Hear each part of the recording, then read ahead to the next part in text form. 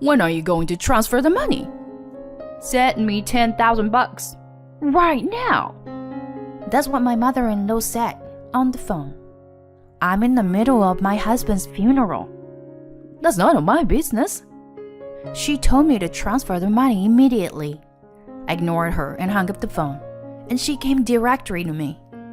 But she was surprised. What the hell is this? My name is Stephanie. I am a 34-year-old office worker. I'm currently dating someone. His name is Alfred, and he is the same age as me. I met him through work. He works for a client of the company I worked for, and we often do business with each other. Basically, we had a serious business conversation. We were both serious about our work. But then he would unexpectedly throw in some of his jokes. It was funny, and we would laugh with each other. Of course, we were doing our jobs properly, but one of us makes a joke at the right moment, and the atmosphere instantly relaxes, and the deal proceeds in a rather good state. It was a drinking party that brought us close together. There was a time when the companies where my husband and I both work had a large-scale project. Of course, my husband and I participated in the project, as did many other employees. We all worked together to make the project a success, and a big party was held as part of the action. We exchanged personal contact information, and we started to keep in touch with each other, going out for drinks, going out on dates, and so on. We have been dating for about 2 years now, and we are still in love and have fun every day. We're both independent because we both focus on our jobs, and I think we have a good chemistry. Then one day, he proposed to me. I can't imagine my future with anyone but you. You're such a part of my life now. Will you marry me? Yes, I'd love to. And so we are married. I'm so happy that I was going to marry the man I love. After that, we went to meet each other's parents, and he looked a little unhappy. What's wrong? Did something happen? No. Actually, there's something I wanted to tell you. I've explained to you before that my parents are divorced, right? I've actually been sending money to my mom every month since I started working for the company. I see. Oh, yeah, about 1,000 a month. What? That much? Yeah. But of course I'm not going to bother you after we're married. Since we're going to live together as a couple, I thought I should let you know in advance. I see. He only briefly explained that his parents are divorced due to his mother's infidelity. His father took him in. Even so, he still saw his mother sometimes and kept in touch with her after he entered the workforce. His mother has asked him to send money to her because she is now single and has a hard time making ends meet. Even though his mother betrayed them, he stayed with her until he was in the 3rd grade of junior high school, and his mother used to cook and feed him every day, raising him with love and care. When I was playing softball, she always came to watch our team practice. She prepared orange juice for everyone and drove us to the games. My dad was too busy with work to spend time on those things, so I owe a lot to my mom. People might say that his bad situation where he is being robbed, but still he was treated well by his mother in the past. He feels he owes his mother a debt of gratitude and wants to repay it. That's why he keeps sending money to her. Thank you for telling me in advance. I'll do what I can to help. Thank you, Stephanie. I was surprised by his story, but I still wanted to respect his wishes as much as I could. Fortunately, I also make a good amount of money. He says he won't bother me, but if it comes to it, I'm willing to pay for it. Then I went with him to his mother's house to tell her of our marriage. Alfred, it's been a long time. Hi, Mom. So, that's your fiancé. Nice to meet you. I'm Stephanie. Alfred's being very good to me. His mother was very nice. Alfred is finally getting married. I was worried because he never talked about it. Stephanie, thank you for marrying my son. Mom, Don't make it sound like you were taking pity on me. Oh, because when I was your age, you were already in the 9th grade. That's a pretty late marriage for me. His mother had Alfred when she was 19, according to the story. She's 53 now, so she looks very young. Well, she seemed to spend a lot of money on beauty, so she looks young. But after I met his mother, I went to see his father. His father was a very serious and sincere man, and I thought that Alfred was like his father. After meeting with each other's parents, we started making preparations for the wedding. However, when I sent the wedding invitation to his mother, it came back circled as absent. Why aren't you gonna be there, Mom? He asked immediately on the phone. Because that man is coming too, right? I can't go. By that man, I mean his father. Well, they're divorced because of her infidelity. So it's natural that he is difficult to meet. I thought it was a little suspicious because she refused to attend the meeting for both of our families. In the end, no matter how much he tried to convince her, his mother didn't want to come to the wedding. Then he and I got married.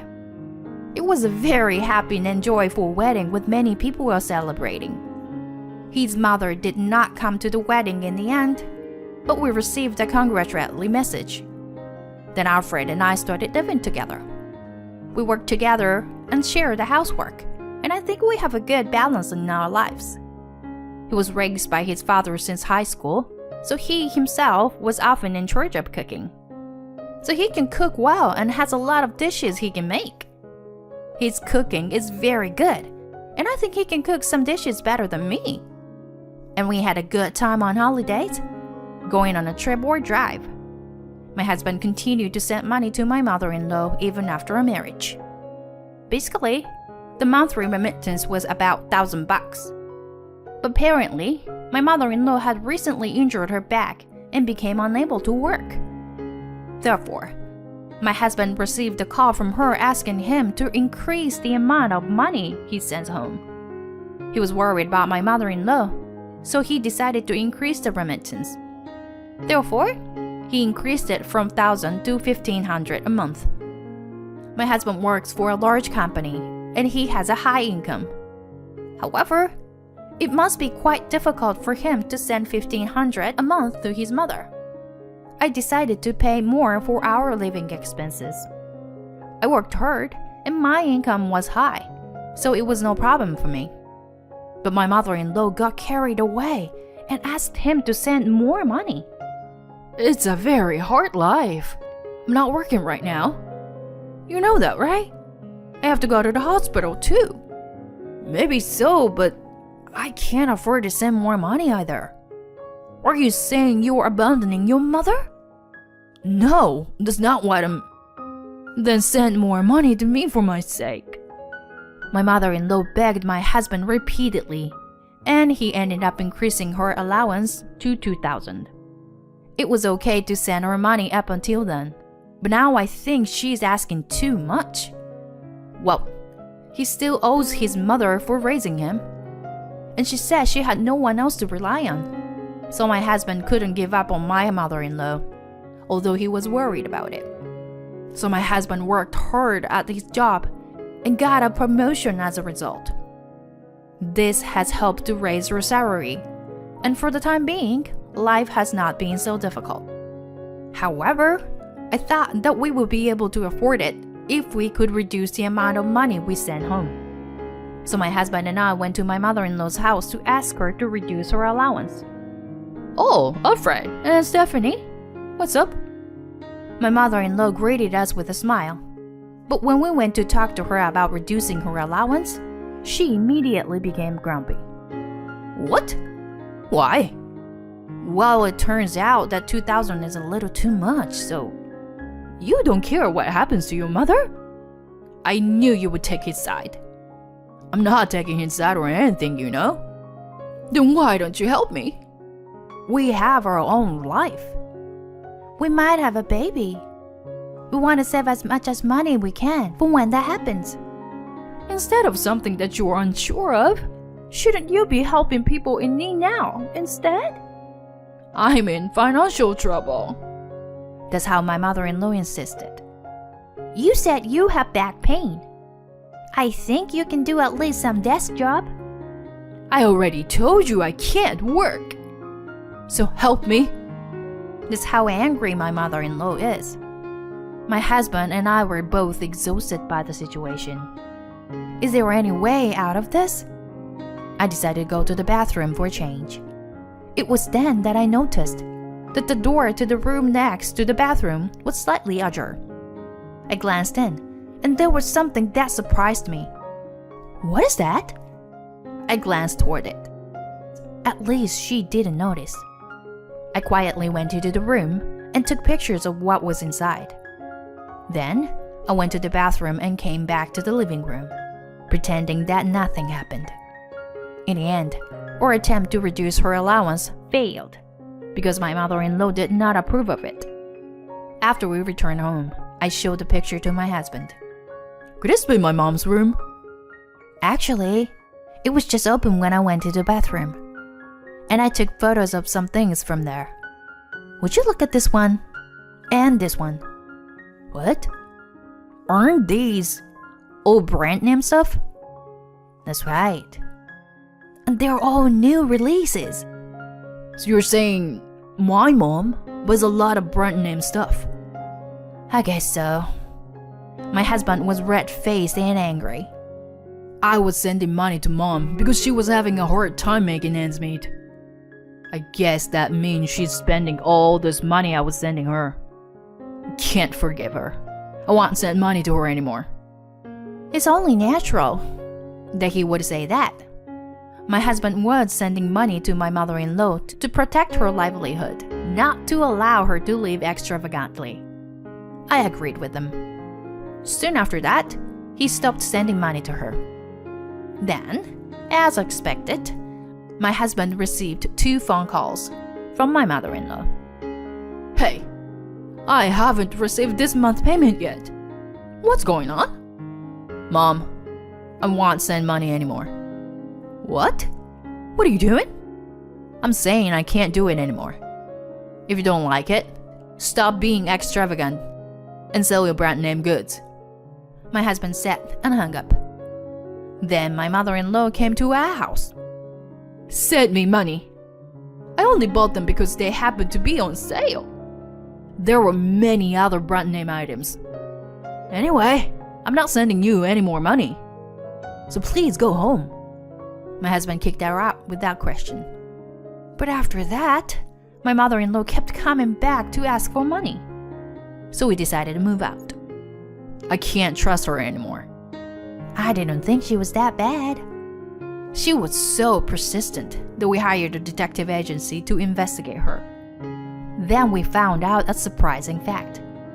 My husband was completely fed up with my mother-in-law. So we moved out of the house so that my mother-in-law would not assault us. Soon after that, my mother-in-law called me. My husband had already blocked her calls, so now she was coming to me. Then my husband and I came up with an idea.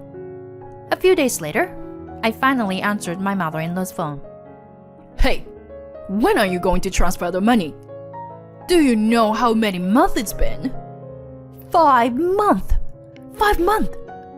How can you expect us to send you $2,000 a month for 5 months? Send me $10,000 quickly. I then told my mother-in-law. I'm in the middle of my husband's funeral. What? Funeral? Yes. My husband just recently passed away. Then my mother-in-law said something surprising. That's none of my business. What? Just transfer the money. Are you really saying that? Is money more important than your son's funeral? Of course. Money is more important. Even though you had an affair, he felt indebted to you for raising him, so he sent money to you even after he entered the workforce. He also told me about the time when he played softball. He said that you always drove the car and supported his team at practices and games. When I explained this, my mother-in-law snickered. He had it all wrong. I wasn't doing it for him. it was because the coach of the softball team at the time was a good-looking guy his age. He didn't know it, but the coach and I were having an affair. Oh no. I thought my mother-in-law was an arsehole. I don't care what you do, but can you please transfer the money to me as soon as possible? He was well paid and I'm sure he has a lot of money in his inheritance. Enough. We're in the middle of the funeral at a place called Madison Funeral Home. I will wire you the money. What? You don't have the authority to decide that. Just transfer the money. I ignored her and hung up. Then my mother-in-law came directly to me. Hey, I'm here because you didn't transfer the money. My mother-in-law came to me with a loud voice, and she was surprised with her eyes wide open. What? What does this mean? So you came. What? Afraid?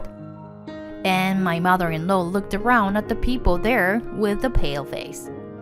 There were several people there, all of whom had been tricked by my mother-in-law into giving her money. I asked the detective agency to investigate, and they found out about that. And just recently, they had lost contact with my mother-in-law. And so, there was no way to get her to return the money.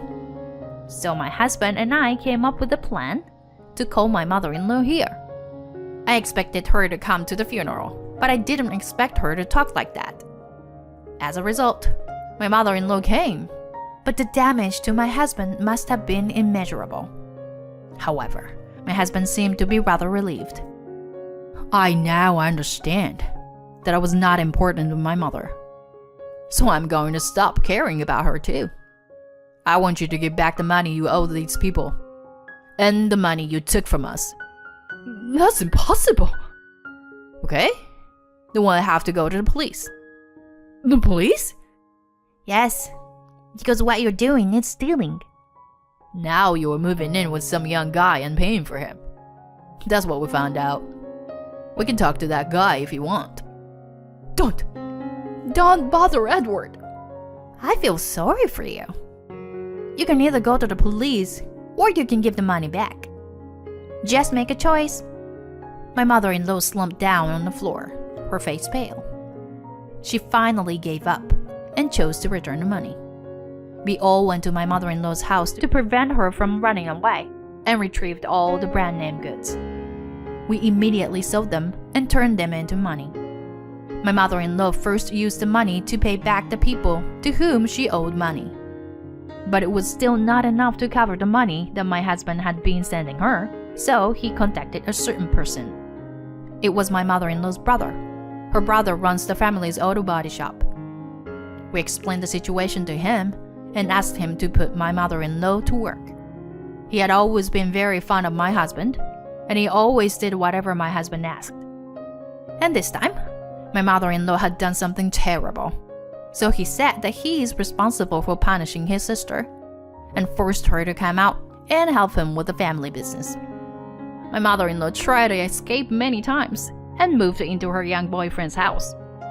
When my husband and my mother-in-law's brother went to talk to the guy named Edward, he immediately threw my mother-in-law's belongings out of the house, saying that he didn't want such a troublesome old woman. To me, she was just like a matron who gave me money. My mother-in-law was shocked to hear that from the guy to whom she had paid a lot of money. So my mother-in-law's brother took her out and put her to work to make sure she couldn't run away from home. In exchange of giving my mother-in-law food and shelter, she made sure that all the money she earned went to my husband. Things are going well for now, but my husband and I will continue to keep a close eye on my mother-in-law because she might do something wrong in the future. I will continue to be close to my husband and spend happy days as a married couple.